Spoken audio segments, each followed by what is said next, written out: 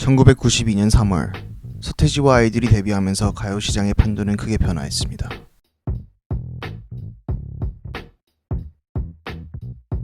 특히 기존에는 크게 주류로 판단되지 않던 10대가 시장에서 가장 큰 자리를 차지하기 시작한 것이 가장 큰 변화 중 하나였죠. 서태지와 아이들이 지펴놓은 불씨에 92년 10월 출소한 현진영이 본격적인 힙합 앨범인 2집 흐린 기억 속에 그대로 복귀하면서 변화의 불은 점점 커져갔습니다.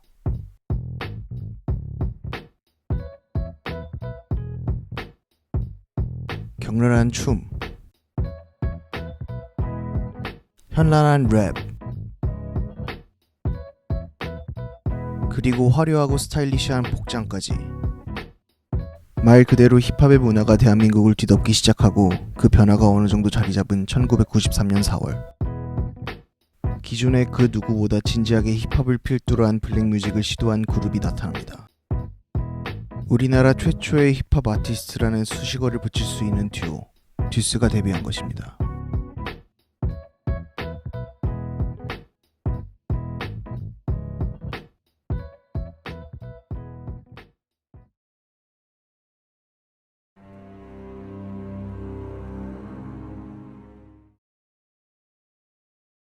듀스의 이현도와 김성재 모두 엘리트 출신의 부모님 밑에 부족함 없이 자랐습니다.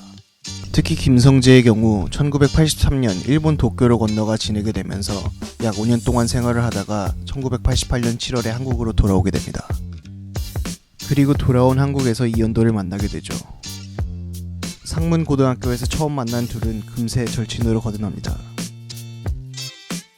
중학교 때부터 아는 형들을 따라 종종 이태원의 클럽에 다녔던 이현도는 김성재를 제동하고 다니기 시작했고 처음 클럽에 가본 김성재는 처음엔 춤을 추지 못해 분해했지만 한 달이 지나서 두 번째 방문을 했을 때에는 몰래 연습을 해서 춤을 꽤 출 수 있었다고 합니다.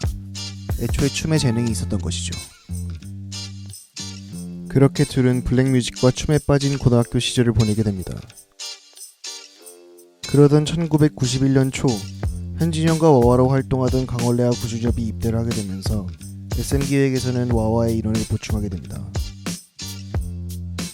이현도와 김성재는 문나이트에서 꽤 이름을 날리고 있었고 기존 와와와의 사이도 좋았기 때문에 바로 오디션을 봤지만 SM 측에서는 김성재만을 원하고 이현도를 뽑고 싶지 않아 했습니다.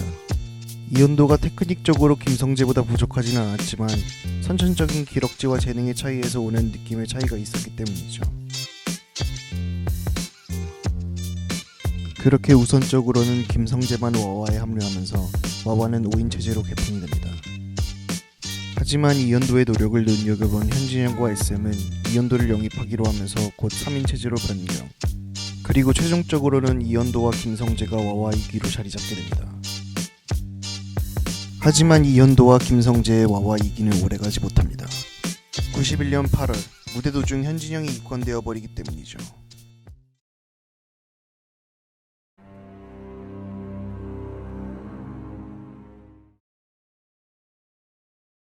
크게 실망한 이현도와 김성재.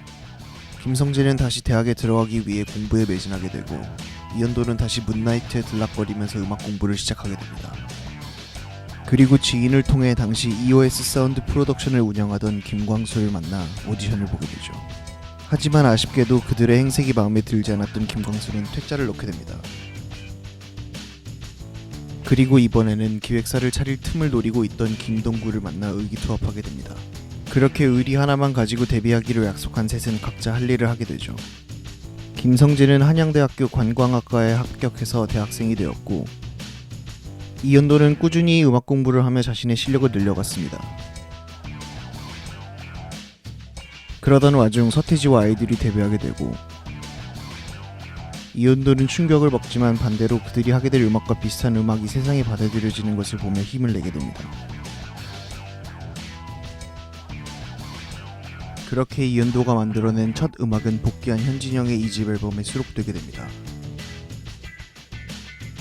그러면서 현진영이 다시금 와와로 활동하자 제의하지만 이현도는 거부하게 되고 반대로 이현도는 와와의 이름을 달고 개별 활동을 하게 해달라고 하지만 이번에는 현진영이 거절합니다. 결국 이현도와 김성재는 친구에게 조언을 받아 듀라는 프랑스어를 영어식으로 읽은 듀스를 팀명으로 정하게 됩니다. 1993년 초 듀스의 1집 앨범에 들어갈 음악들이 완성됩니다.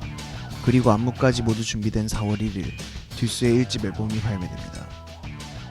하지만 음악업계에서 성공하기 위해서는 계기가 중요했습니다. 서태지와 아이들은 방송을 통해서 세상에 알려지게 되었고 현진영 역시 그를 뒤에서 받쳐주는 이수만이 있었기 때문에 꾸준히 방송활동을 할 수 있었던 것이 성공 요인이었죠. 잡을 줄이 없던 듀스는 앨범을 발매하고 첫 한 달 동안 방송에 나가지 못하게 됩니다. 그때 SBS의 김혁 PD가 그들을 눈여겨보기 시작했고 그 덕분에 한 번의 방송 출연을 하게 된 듀스는 단 한 번의 방송으로 일약 스타덤에 오르게 됩니다.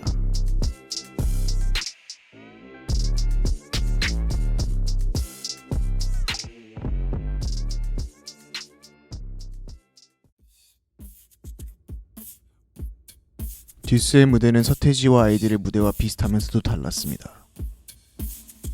시작부터 비트박스가 나오고 랩이 절을 차지한 것이 아닌 1절과 2절 사이의 위치에서 포인트를 준 것, 그리고 전체적인 악기 구성이 완전히 전자악기로 구성됐다는 음악적인 부분도 달랐지만 그보다도 대중들에게 들어온 것은 안무의 구성이었습니다. 우선 노래가 시작되기도 전에 멤버들이 프리댄스 파트를 먼저 가집니다. 그리고 무대 내내 쉬지 않고 꽉 차게 춤을 추죠. 후렴구마저 코러스보다는 훅의 느낌이 강해서 노래에 집중할 필요 없이 가장 중요한 안무를 춥니다. 덕분에 춤과 퍼포먼스에 더 관심을 갖고 있던 사람들은 자연스레 듀스에게 끌릴 수밖에 없었습니다. 서태지와 아이들이 2명의 댄서와 1명의 가수의 조합이었다면 듀스는 말 그대로 2명의 댄서의 듀엣이었죠. 그렇게 듀스를 통해서 대한민국의 대중은 조금 더 정통 힙합에 가까운 음악을 접할 수 있게 됩니다. 하지만 이러한 힙합의 시작은 제대로 된 열매를 맺지 못하고 방향을 잃게 됩니다. 현진영은 2집 흐린 기억 속의 그대의 성공 뒤에 더 진한 힙합 앨범인 3집을 들고 나오지만 앨범 발매 한 달도 되지 않아 이번에는 필로폰 투약으로 구성이 되었고 듀스는 1995년 3집을 발매한 뒤에 해체를 했으며 서태지와 아이들 역시 1996년 1월 해체를 하게 되었기 때문입니다.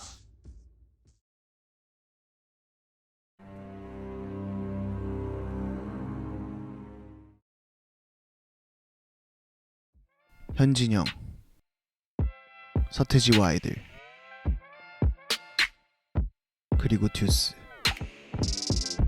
이 셋의 등장으로 힙합은 어느 정도 대한민국에 자리 잡을 수 있었습니다. 하지만 음악 장르인 힙합을 논할 때 가장 중요한 랩이라는 장르가 우뚝 서지는 못합니다. 그 셋의 영향 아래에서 한국의 청중들이 랩을 알게 되고 랩에 익숙해지고 랩을 좋아하게 된 것은 맞지만 랩 그 자체가 장르가 되지는 못합니다. 우선 세 그룹 모두 각자의 이유로 4년을 유지하지 못하고 해체했기도 했고 애초에 그들의 음악은 완전한 정통 랩 힙합을 표방하지는 못했기 때문입니다. 이들의 음악은 분명 혁신적이었고 음악성으로도 뒤처지지 않았지만 대중에게 어필이 된 부분은 음악도 음악이지만 그것보다는 다른 곳에 있었습니다. 그들의 패션, 그들의 퍼포먼스, 그들의 댄스, 그리고 그들의 존재감이었죠. 이러한 존재감은 다른 형태로 이어지게 되어 한국의 새로운 문화를 창조하게 됩니다. 바로 아이돌 문화입니다.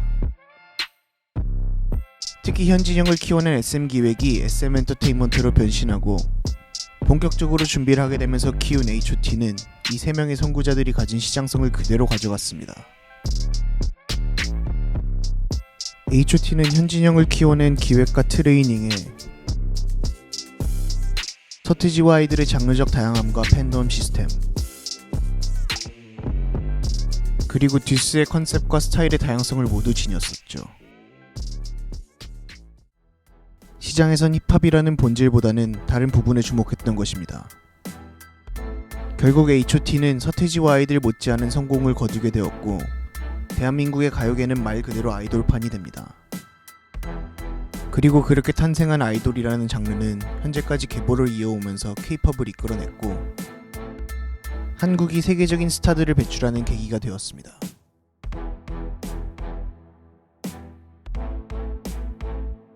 하지만 그 와중에도 힙합이라는 본질에 집중하던 사람들은 생겨나고 있었습니다. 그들은 여러 갈래로 나뉘어져 이후 한국의 정통에 가까운 힙합이 뿌리내리기 위한 양분이 되어주게 되죠. 그리고 그 한편에는 듀스의 이현도와 서태지와 아이들의 양현석, 그리고 이준호가 있었습니다.